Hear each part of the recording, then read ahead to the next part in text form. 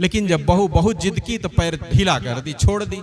अब बढ़िया से ठीक से तेल लगा दी सासू माँ के, पैर में लगाई, सिर में भी लगाई। सुबह जैसे उठी उनके लिए नहाने के लिए पानी भर के ला के रख दी। कपड़ा रखी थी उसको धो के फैला दी, गरम गरम रोटी सेक दी, सारा ख्याल रखे। सासू माँ को लगा कि आखिर बात क्या है, ये इतना ध्यान रखती, इसमें कौन सा ऐसा परिवर्तन आ गया। ऐसा करते करते बंधुओं 15-20 दिन बीत गया। 15-20 दिन जब बीता तो सासू माँ को क्या लगता है कि हमारी बहू सही थी, हम ही गलत थे। अब किसी बहू को उसके भाई के बारे में, उसके पिता के बारे में, उसके नैहर के बारे में अगर लेकर के हम कुछ कहेंगे, गुस्सा तो होगा ही। और यही हो रहा था। मैं इसके भाई के बारे में कुछ कहती थी, इसके पिता के बारे में कुछ कहती थी तो बहू गुस्सा जाती थी। और यही कारण था कि हमारे घर में कलह बना हुआ था। तब वो जब कभी भी गांव पड़ोस में अपनी बूढ़ी माताओं के साथ बैठती सासू माँ, तो कहती कि भैया हमको समझने में थोड़ा देर लगी, हम अपनी बहू को 5 साल तक समझ नहीं पाए।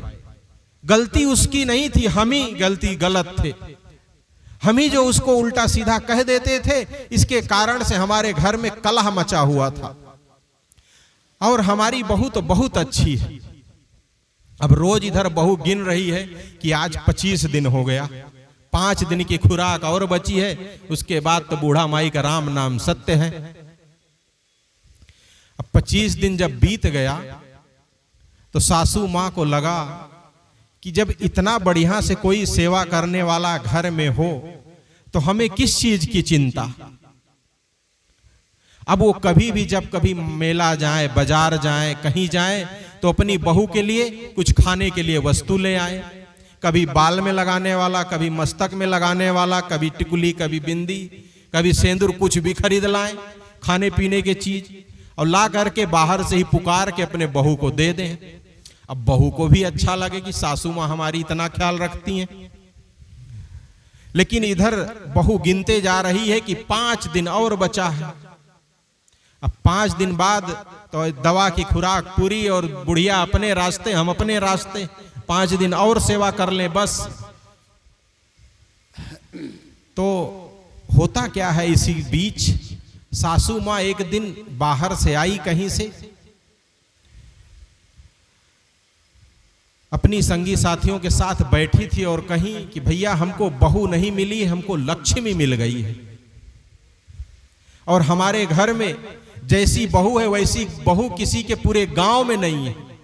इतना हमारा ख्याल रखती है और हम भी उसका इतना ख्याल रखते हैं कि बहू नहीं, हमको बेटी मिली। और घर जब आई तो बहू के कंधे पर हाथ रखी और एकदम अंदर कोठरी में लेके गई और अपने कमर से जो चाबी का गुच्छा रखी थी उसको निकाली और कहीं बहू ये ले, आज से ये घर तेरा है।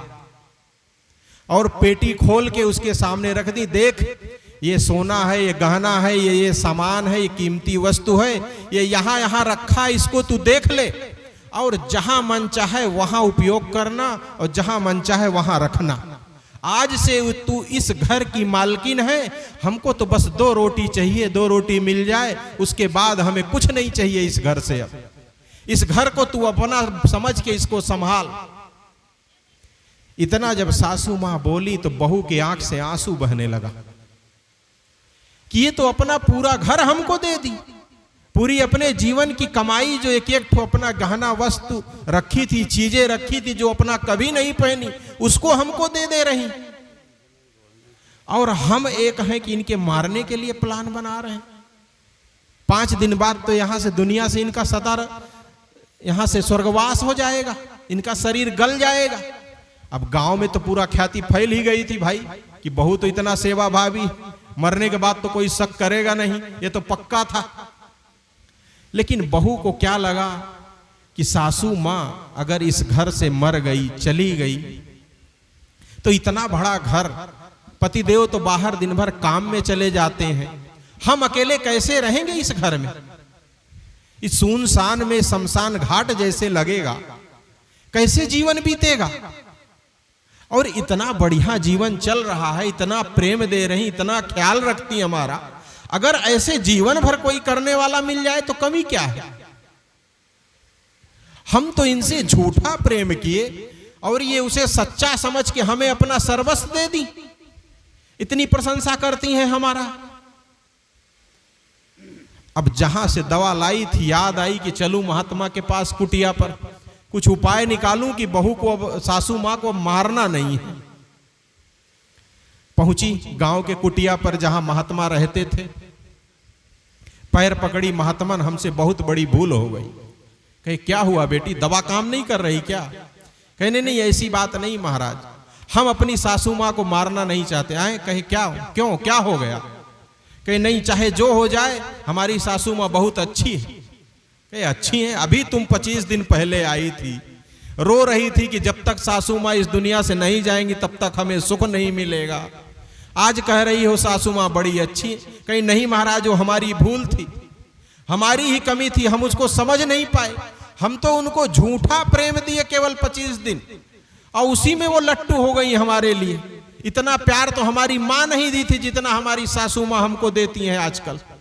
इतना घर तो हमारी मां हमको नहीं सौंपी, वो तो पूरा घर द्वार, सब चीज, वस्त्र, सब कुछ सौंप दी। ऐसी सासू मां को हम मरने नहीं देंगे महात्मा जी, चाहे जो हो जाए। जहां डॉक्टर को जाना होगा वहां जाएंगे, लेकिन कैसे भी करके हम अपनी सासू मां को बचाएंगे। आप बताइए कैसे करके, इस दवा का काट क्या है जो मैं 25 दिन खिला चुकी हूं, इसका जो मतलब शक्ति है, इसको खत्म कैसे करें? अपनी सासू मां को हमें मारना नहीं है, बचाना है। महात्मा कहे देखो बेटी, अब इसका तो हमारे हाथ में कोई उपाय नहीं है। अब तुम जो दवाई दी, दवाई तो पूरा खिला चुकी हो, बची है केवल 5 दिन, अब करें क्या हम? अब महात्मा के पैर पकड़ के खूब रोने लगी बहू। जब बहुत रोने लगी तो महात्मा उसके सर में हाथ फेरे, कहे बेटी खड़ी हो जा, तेरी सासू मां को मैं कोई जहर नहीं दिया हूं, रोज जो अगरबत्ती सुलगाता था ना, उसी की राख थी। तेरी सासू मां मरेगी नहीं, अब तो वो अमर हो गई। और जा तू अपने घर में राज कर, आज से तू निश्चिंत रहा।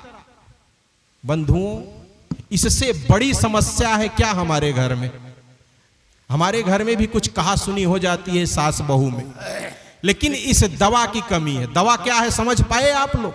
दवा है प्रेम। झूठा प्रेम यहां दिखाया गया। संत ने बहू को झूठा प्रेम करने की सीख दी दवा के माध्यम से, कि तू अपनी सासू मां से दिखावा कर कि तू बहुत प्रेम करती है, और उसका घर स्वर्ग बन गया। जो घर नर्क था वो स्वर्ग में बदल गया बंधुओं। उसके अंदर भाव आ गया अब सासू मां के लिए। इसीलिए गुरुवर कबीर साहब जी कहते हैं, भाई मरे तो हानि है। अगर बंधुओं भाव मर गया तो कितनी बड़ी हानि है। जीवन नरक जैसे लगता है। जिसके जीवन में भाव ना हो, जिस सासू मां और बहू के बीच में भाव ना हो, तो घर नरक जैसे लगता है। लोग घर में जाना नहीं चाहते। वही भाव जगाने के लिए संत जन हमारे गांव में आते हैं, हमारे देश में आते हैं, और सत्संग के माध्यम से वही भाव जगाते हैं। संत ने बहू के अंदर केवल भाव जगाया, प्रेम जगाया, और उसका जीवन, उसका परिवार सुखमय हो गया बंधुओं। तो गुरुवर कबीर साहब जी की इस साखी को याद करें। आप लोग तो बहुत देर में आए। साखी क्या है? माता मरे तो एक फल, पिता मरे फल 4, और भाई मरे तो हानि है, कहाँ ही कबीर विचार। माता मरे एक फल का मतलब है जिसके जीवन से माता मर गई, ममता रूपी माता मर गई, मोह मर गया, माया खत्म हो गई, वो आदमी को एक फल की प्राप्ति होती। वो एक फल क्या है? निश्चिंतता, निर्बंधता, ये फल मिलता है। और पिता मरे फल 4, जिसके जीवन से अहंकार रूपी पिता मर गया, जिसके जीवन से अहंकार खत्म हो गया, उसे 4 फल की प्राप्ति होती। क्या? अर्थ, धर्म, काम और मोक्ष। देखो सबको पता। तो ये 4 फल किसको प्राप्त? जिसके अंदर से अहंकार खत्म हो गया। और तीसरी बात गुरुवर कबीर साहब बताते हैं, भाई मरे तो हानि है, कहाँ ही कबीर विचार। ये भाई है बंधुओं भाव, भक्ति, प्रेम, भावना, यही सासू माँ और बहू के बीच खत्म हो गया था।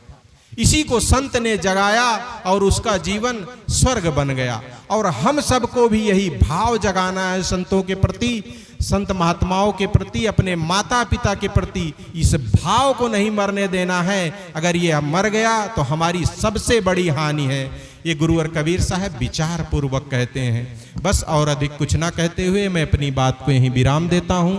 बोलिए सद्गुरुदेव की जय। बहुत बहुत धन्यवाद।